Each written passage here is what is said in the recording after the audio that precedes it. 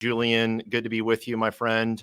Hey, Let's get likewise. right into it, right? So we were talking when we started and realized that we were not streaming live on LinkedIn. We were right in the middle of starting to tee up some context around why it's really important to kind of master this refi, the new refi journey, or really the optimum refi journey for the rest of 2021 and 2022, right? I think if you look backwards, you didn't really have to be too intentional about the way you were facilitating your customer journeys because there was just so much volume coming at you. Moving forward, very different. So we know that we had a lot of units per loan officer close last year, right? We know applications were up, also closings per loan officer were up.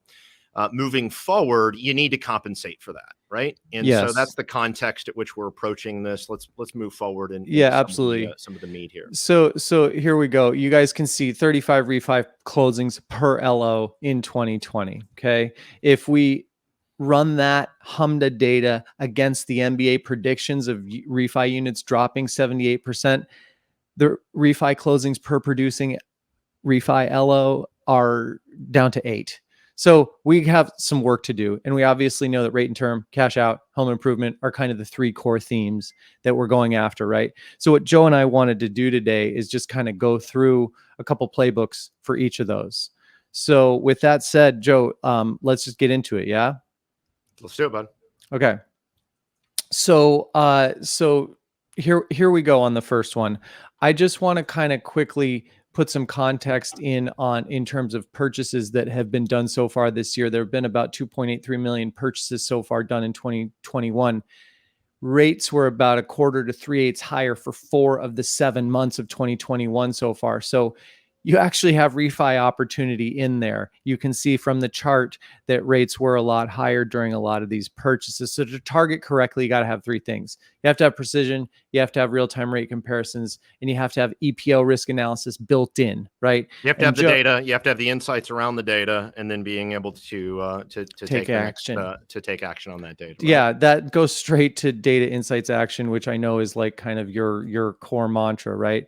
So I just want to kind of share this because this is something that, in terms of talking to some of my former top producers, this is one of the sort of tool sets that you provide to those sales forces where they can go in and target rate and opportunities at scale based on any search that they want to do. And then some organizations that you power also kind of at the enterprise level build in the EPO risk. So in the example of like, I'm going to refi purchases that I just did, it's not necessarily going to offer those up to those loan officers first because it's trying to protect the org from undue EPO risk, correct? Yeah, we have certain customers, obviously through leveraging our API, have the ability to bring in the data points like obviously EPO risk. They don't want to surface up opportunities. You know, if the rate and term opportunity looks like it's attractive, but there's EPO risk there, I can't go and target that customer, legally anyway. And so I do not want to surface that to my sales team as an opportunity, right? So certain customers of ours configure the platform, you leverage the API to make sure that I think you hit on it. You're using precision around your data to make sure you're surfacing the specific opportunities that are going to be targets to go out and close more business. And then as it pertains to the Salesforce level, like how do you actually take the data and the insights and start taking action, right? So this is just one tiny little first phase example of like, I got my list from running my screens and I can now deploy to all of that list in real time. I have the real-time analytics. That's what we're showing here on the screen. But again, from a speed standpoint, I was hoping you could like comment on a little bit more, not just on this being all kind of built into the system and automated, but it's based on each LO's pricing and what other actions do they take after this? Sure. At an enterprise level, the sophistication and kind of platform enhancements that we've made and are in the middle of still making many, many more the rest of this year to kind of address this need that our customers have is at an enterprise level, I can set the framework. I can put my live pricing in down to the individual specific loan officer, the local level pricing. and I can surface opportunities in their database based on their individual pricing. So I have that precision, knowing that, Bob in XYZ small town America, here's my interest rate for my local loan advisor, loan officer that can give to this customer. Here's their past loan, the term they have, the amortization, all of the insights they need around it to go out and then drive action on it. Meaning, I'm going to text them, I'm going to call them, I'm going to email them, and even potentially email them with a with a firm offer of credit. In some cases, we're seeing people get that sophisticated to where they're saying, "Hey, you can save this much. Click here to start the digital application." And so it's just really getting another level of sophistication around your data and being able to then see those results at the other end. And the key is doing it across the enterprise, right? And you have, I think, some of your more sophisticated teams that will find ways to do this, but you really have to look at it. If I'm running an organization, I want to be as intelligent as possible. And we always believe that one of the easiest levers, it's easy and it's hard, but it's the most profitable lever for growth. And that is, make sure you're retaining as many of your past customers in the form of, new loans, new advice, new products that you can address, those different life changes that are happening. If they want to remodel the home, they want to buy a second home, they want to move up, whatever it might be, you're there to address it.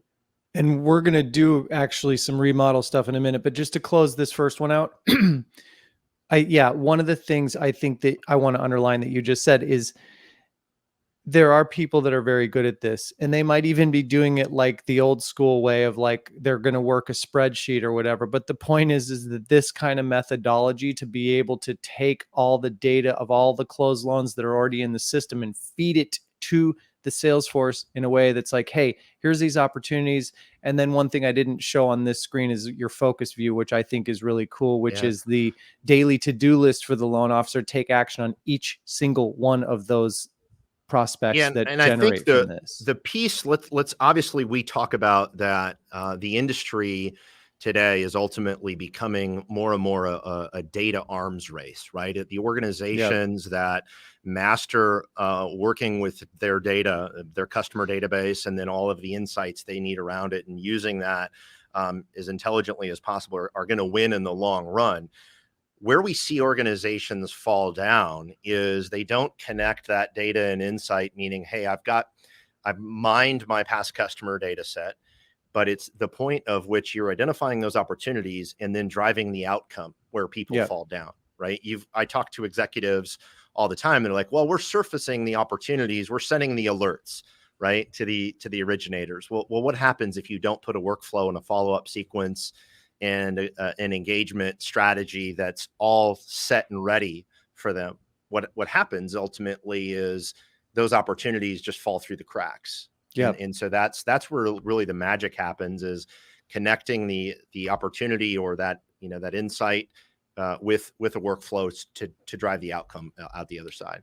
So on that note, I want to kind of take that theme and do these next two very, very quickly. And guys, again, sorry about the LinkedIn technical difficulties, but we have two more things we want to show you really quick that I think are good. This first one's going to be a little bit more market data, just to kind of, for people who don't follow this stuff in real time all the time. But this is the latest data from BK showing tappable equity at an all-time record high of 8.1 trillion, which is just... to me, the introduces this plus a couple other things I'm going to show here in just one sec, kind of tee up to me what I call the golden age of responsible cash out refis. Why? Because you have a ton of equity that's actually responsible. Tappable equity means equity that can be taken out before reaching 80% CLTV, right? Mm-hmm. Nearly half of tappable equity. And that's the important thing, right? Is you're doing it under the umbrella of financial wellness, right? You're saying, let's not leverage this thing to 110% LTV like they did in the old days, right? It's hey, we're putting you in a position to really have financial health, and this is a vehicle. This is the foundation to be able to have that financial health and do it responsibly. I want to share this with everybody who thinks that it's drying up. Nearly half of all tappable equity is held by borrowers with rates of 3.75% or higher. So just know that the opportunity is real. Now, we look at the next part of this puzzle, right? Total housing debt 10.76 trillion. Non-housing debt is double its 2004 levels at 4.19 trillion, right? So this debt, this non-housing debt, can be consolidated within all this extra equity that we have. And here's just like a quick rundown of the non-housing debt numbers so that you can kind of see them a little bit more clearly. But you've got record equity, you've got the record non-housing debt, and this basically adds up to the largest debt consolidation opportunity ever, right? So to me, this one is pretty special for people that are paying attention and really want to kind of get into it. Yeah, and I think it's really important as part of your customer journey and part of your refi playbook and really getting the ultimate refi customer journey. Are you arming your frontline customer facing teams to have those intelligent conversations about why it makes sense to roll up higher interest rate debt? And it never ceases to amaze me how unsophisticated so many consumers are with debt and how to be smarter with borrowing and leveraging actual good debt, which is generally real estate backed debt, and offsetting that and paying down high grade unsecured consumer debt, right? There's so many people that are still unsophisticated, and we kind of all take it for granted that it's common sense that people should just know to do that. But making sure that you're building it into your processes and workflows to where your customer facing teams are having those advice kind of focused conversations around the why, right? Why does this make sense? Why is this a good financial decision?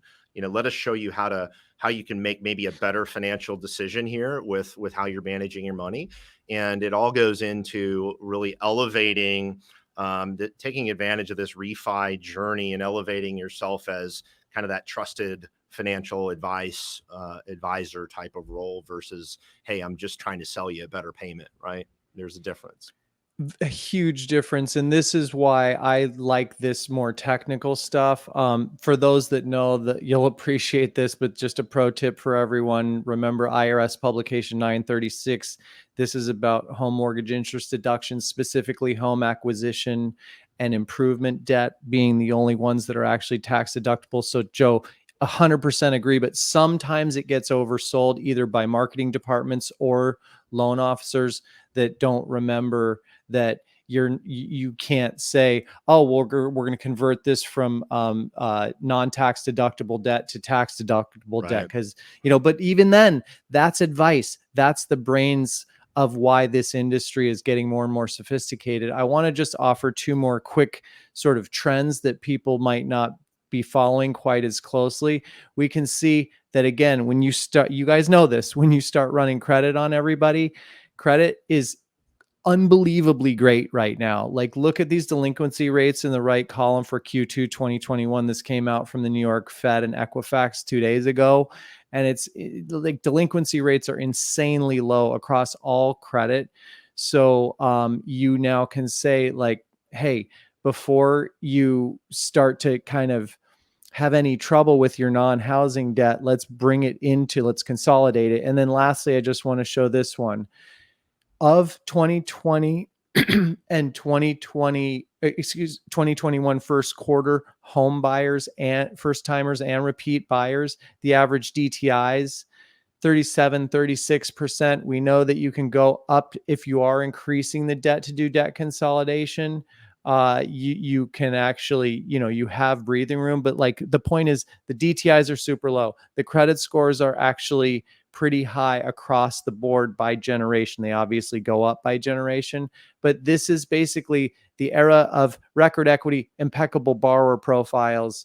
And Joe, to your point, how do you make sure that people can take action? So this is an example of using the home. You've got the ability, through your systems to orchestrate all kinds of different valuation and home engagement tools. This one just happens to be your latest integration of Come Home from House Canary. But Yeah. this is what you mean by action, right? Is like, okay, you guys have Yeah. all the data, you know how to reach out to the people, but what are you giving them to make sure that they can make a decision themselves and understand this themselves, right? Yeah. So can you So talk to this? yeah, it's really we've talked for quite a few years now about thinking about marketing, right? And throwing marketing sort of out the window. And it's really becomes about customer engagement in a very holistic, thoughtful approach to engaging your customer across the entire life cycle, not just marketing a product. And this integration to where obviously we provide a framework with communication and triggers and things to be able to orchestrate the communication and delivery of this type of content, right, and of these type of services. So we're getting our integration partners are starting to leverage our platform to be able to tap into some of our capabilities, and this is an example of that. But it speaks specifically to the highest value things that you can do to drive customer loyalty and customer value is deliver engagement that's education centric, that's knowledge driven, and helps illustrate to them the home as a central place or that central foundation of financial health and wellness, and then put the numbers and tools around it to illustrate it to them. Right? Most people learn by visualization, right? And so if I have it visualized to me and it's broken out with illustrations, it kind of starts to make sense. And we think this is a great tool, and there's a number of HomeBots, another one that's a great tool out there, and House Canary they're both great resources. Mortgage Coach is another one that does a nice job of illustrating kind of education type content that's very engaging. And specific on this home thing, home valuation is one of the key things for rate and term, and of course cash out and home improvement, because you're setting an expectation right out of the gate. And these tools are getting better all the time in terms They of are, providing yeah. an accurate, what I call actionable valuation. If you're on some of the big real estate portals and you're a consumer and you're looking at those, and then you go to your loan officer is like, yeah, that's not the value, and the expectations all misaligned right away. But these tools that are integrated to your systems are actually starting to provide accurate valuations that don't jam up Yeah. loan officers and sales forces, They right? they are. In the old days, I remember the Zestimate, right? And back when I was hey, my house is worth $1 million, and it was off by 50%, right? And so Correct. the tools today with the AI and the depth of the data integrations are just getting really strong. So your ability to deliver really clarity around that home's value and help them understand in most cases, help them understand their most important financial asset and how it's performing, and then what are the options for them to utilize that financial asset to help the bigger financial wellness picture. And let's take that one step further. A couple more slides, guys. I know we got a little late start here, but we'll stay on time. So, just a quick shot from the Harvard housing study that came out this year on home remodeling. 420 billion estimated for this year. 433 billion estimated to be spent on home remodeling. So, in terms of educating folks, this is just a quick hit on biggest ROI on home remodels. Estimated 12% value increase, improving a bathroom, 19% improving kitchen, 27% if you do both. How are you showing this to them? Again, using this kind of Come Home House Canary example that's fed. All the signal that comes off of tools like this comes straight down into TE, and you know what your consumers are doing so that you can engage with them. But they can actually go now and model out these home improvements, and you can be making them the cash out refi offer right then and there, right? And Yeah. to me, that's the sort of the power of how what you call TE's role in this is orchestrating all of this, Yeah, and enabling it's that and it's action, right? the layer here that's really important is it's technology, meaning it's digital, but it's also the human, right? The human Yes. approach to where you've got that trusted person, that trusted advisor that has some kind of a relationship. I got a person that I can talk to that gives me advice. And The data and the research that we have seen overwhelmingly supports, even with millennials, they want as much data and insight and knowledge as they can delivered to them, how they want to consume it. But when it comes down to it, they still value the human relationship of being able to say, hey, help me walk me through this. Give me some advice. So it's the human and digital, the human combined with tech that really unlocks the most value in these customer journeys. And I'll just finish that by saying, yes, like actionable valuation is the word that I used. But to your point, even then, okay, this sounds awesome. I have to call my loan. I have to call the person whose name is attached to this to sort of talk it out with them before I make my decision, so that I can go to my spouse and be like, hey, hun, let's do the bathroom in the kitchen. I got it all planned out. I talked to Joe. We're good to go. Can we go, please? Well, Yes. and you're And smarter there's the about it, deal. right? You're smarter about it. If I'm a consumer and I'm getting ready to do something and do a refi, and I feel more informed, right? Yeah. I feel much more intelligent. If I look at, so if I want to summarize sort of the ultimate refi journey, it's taking, number one, I'm looking at my customer database as my gold mine, right? And I am overlaying that with all my most important data integrations. I'm surfacing opportunities. I am then making sure I'm carving out any restrictions that I have. So I'm not delivering those opportunities to my field that we shouldn't be going after. And then I'm combining those opportunities with workflow and action that has, in an ideal world, it has good, high quality engagement, education type things that you're illustrating value and debt scenarios, but also any other information that might be relevant about home value, about market trends. And then I'm making sure that I'm giving them the ability to reach out and connect and have conversations about those scenarios, or just go straight into an application. That's really the ultimate customer journey, is I'm giving them that optionality all the way through to where information, hey, if you want to have a conversation, we can do that. If you want to just transact and take action, you can do that. So I'm looking at that all the way through, and it's just rinse and repeat continuously as the rates and environment continues to evolve.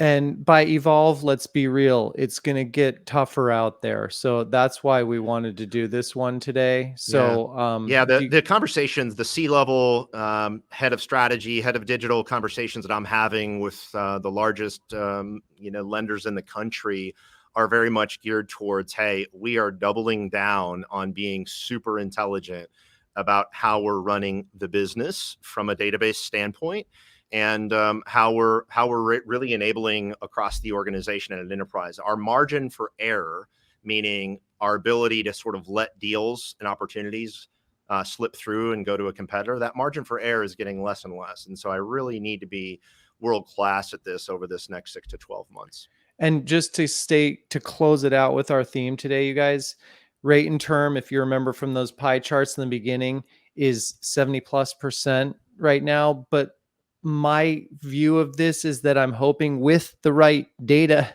that you guys are able to sort of take that cash out and home improvement part. And that's going to be the big part of the refi pie as we move into next year. And that's really what this is all about. Yeah, So just because rates go up does not mean there's still not massive opportunity out there, and that's kind of the whole thing. The home, COVID, what it has done for us is it has made the home more important than ever, right? So those people are Harvard investing. numbers tell the story. Yeah, Those home improvement numbers are spiking, and this yeah.